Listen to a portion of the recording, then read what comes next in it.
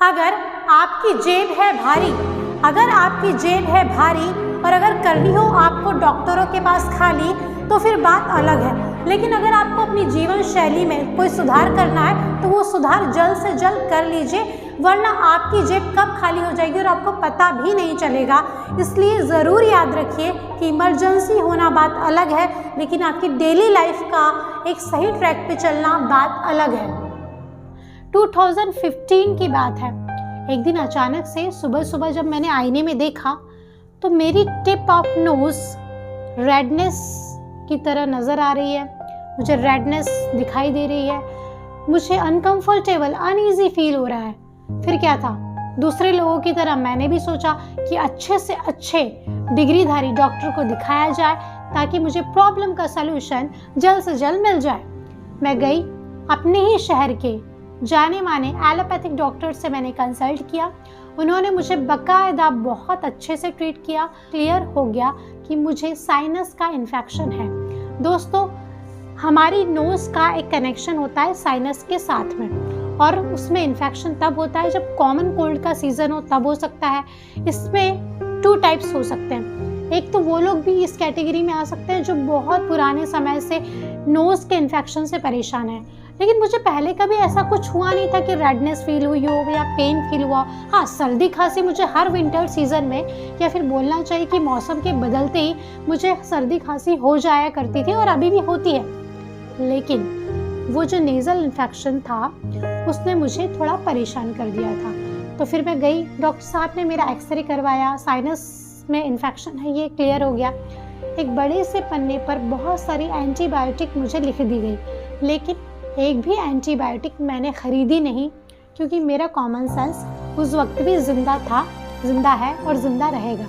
तो बाकायदा मैंने आपसे ये क्लियर कर दिया है कि मुझे इन्फेक्शन हुआ था और मैंने एलोपैथिक डॉक्टर से कंसल्ट भी किया था।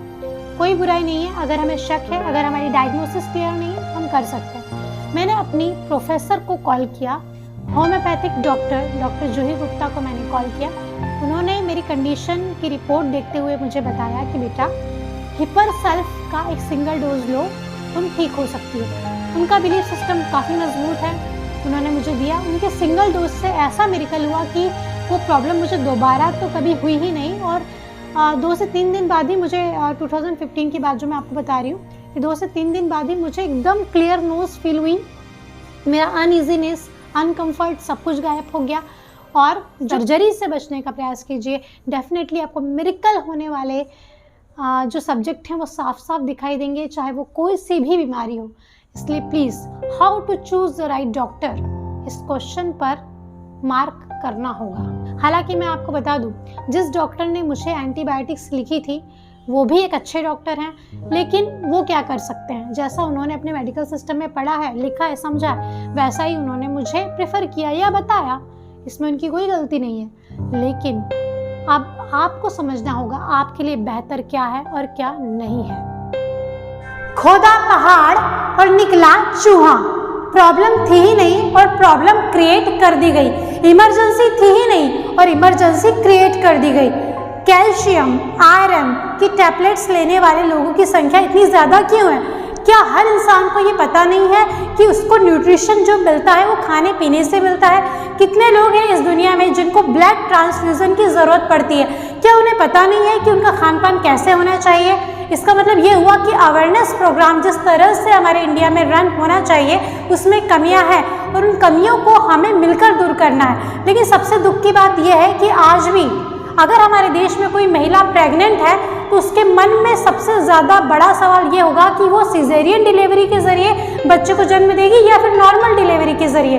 क्यों? देखिए, पूजा पाठ के नाम पर, शादी ब्याह के नाम पर, कभी पापा के नाम पर, मम्मी के नाम पर, परिवार के किसी भी बंदे के नाम पर अगर पीरियड्स के दौरान या पीरियड्स को टाल मटोल करने के लिए पढ़े लिखे लोग अगर टैबलेट लेते हैं तो ये एक बहुत बड़ी मूर्खता है। और जो पैडमैन मूवी अगर आपने देखी हो, अक्षय कुमार की पैडमैन मूवी भी इस पर बहुत बड़ा अवेयरनेस क्रिएट करती है।